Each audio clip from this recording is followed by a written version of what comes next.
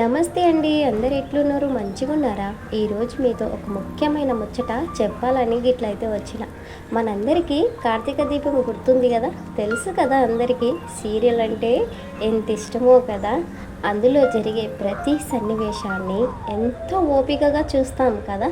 సరిగ్గా అట్లనే ఈరోజు నేను నా కోసం ఎంతో ఓపికతో వంట చేసిన అదేనండి కాకరకాయ మసాలా కర్రీ.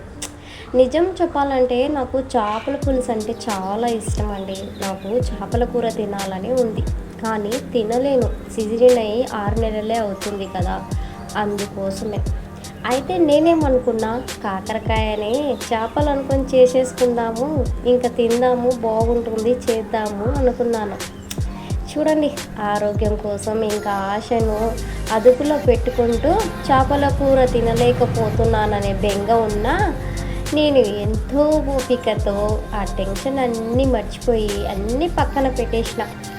నా కోసం నేను గిట్లా ఇష్టంగా ఓపికగా కాకరకాయ కూర వండుకున్నాను. బా, మీరు నమ్ముతారో లేదో కానీ చాలా అంటే చాలా బాగా కుదిరిందండి. ఒక్కసారి నా వీడియో చూసి గట్లా లైక్ గిట్లా కామెంట్ పెట్టండి. మర్చిపోకుండా సబ్స్క్రైబ్ అయితే చేసుకోండి మా చిన్న ఛానల్కి, ప్లీజ్ అండి. ఈ కాకరకాయ నేను చేసుకున్నాను. ఎంత బాగా కుదిరిందంటే ఆ ముక్క నోట్లో పెట్టుకోగానే వెన్నలాగా కరిగిపోతుంది, అంత రుచిగా కుదిరింది. మనం మన కోసం వండుకొని ఆస్వాదించడంలో ఉండే తృప్తి వేరు. మీరు కూడా అంతే కదా.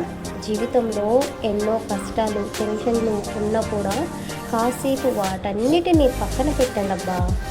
ఓపికతో ఇష్టంగా మీకోసం ఏదైనా వంట చేసుకొని తినండి. ఆ సంతోషం మీ ముఖంలో కూడా ఖచ్చితంగా కనిపిస్తుంది. ఎలా అంటారా, మొదట్లో నన్ను చూశారు కదా ఎంత హ్యాపీగా ఉన్నానో. ఎంత బాగా కుదిరిందంటే నేను మొదటిసారిగా చేసుకున్న ఈ కాకరకాయ మసాలా సూపర్గా కుదిరింది. అందుకని ఈ వీడియో చూసినాక మీరు కూడా తప్పకుండా ట్రై చేయండి, తిని ఎంజాయ్ చేయండి. మీకు ఏ కూర ఇష్టమో ఆ కూర చేసుకొని ఇట్లా హ్యాపీగా తినండి. అంతేనండి, ఇవాళ వీడియో ఇది. చూడండి, నేను వండుతున్న కర్రీ ఎలా వండుతున్నానో ఒకసారి చూసి ఎంజాయ్ చేయండి, సరేనా? మా వీడియోకి తప్పకుండా సబ్స్క్రైబ్ చేసుకోవడం మర్చిపోకండి. ప్లీజ్ అండి, ప్లీజ్ అండి, ప్లీజ్. ఆగండి, ఒకసారి ప్రాసెస్ చెప్తాను, వినండి.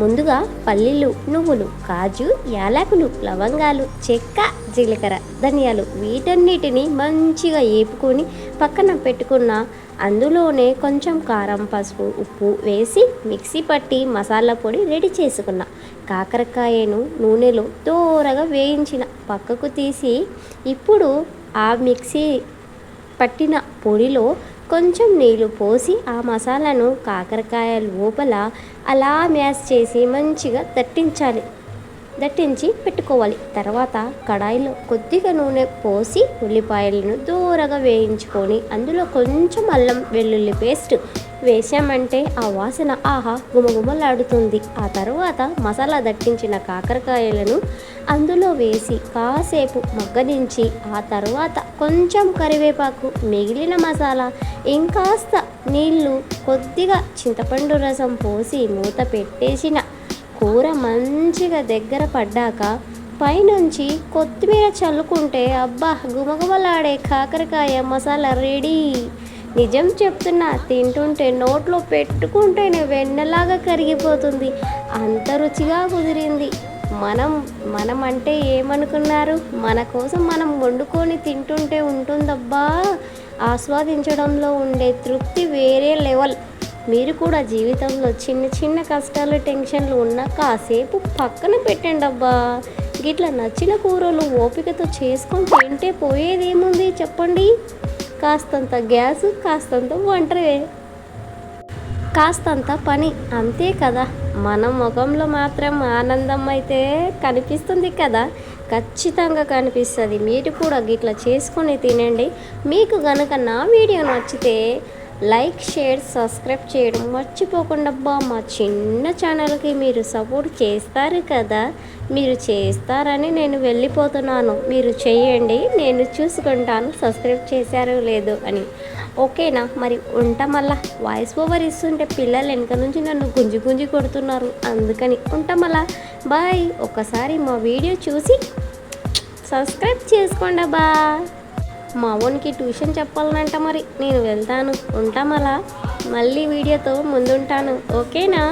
మంచి వంటతో ముందుకొస్తాయి. లేదా మీకు ఏదైనా వంట కావాలా చెప్పండి, చేసి పెడతా చిటికెలో.